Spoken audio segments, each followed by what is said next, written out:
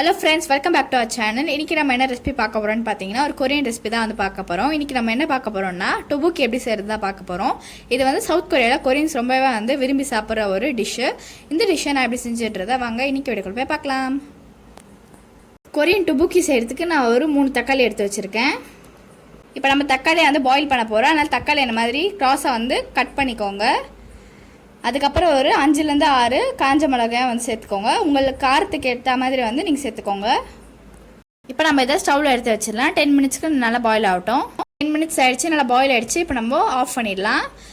தக்காளி வந்து பார்த்தீங்கன்னா இந்த மாதிரி தோல் பிரிஞ்சு வரும். நம்ம தோல் எடுத்துடலாம்.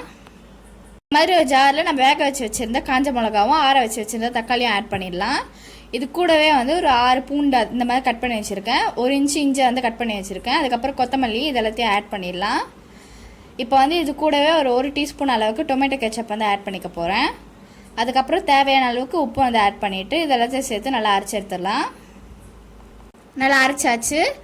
இப்போ வந்து ஒரு பேனை நம்ம ஹீட் பண்ணிடலாம். பேன் ஹீட் ஆனதுக்கப்புறமா அதில் ஒரு 2 டேபிள் ஸ்பூன் அளவுக்கு வந்து ஆயில் ஆட் பண்ணிக்கோங்க.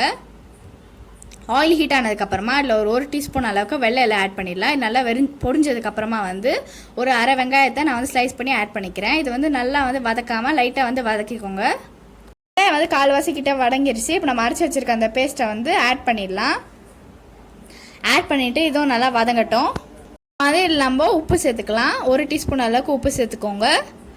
அதுக்கப்புறம் 1 டீஸ்பூன் அளவுக்கு சர்க்கரை வந்து சேர்த்துக்கோங்க.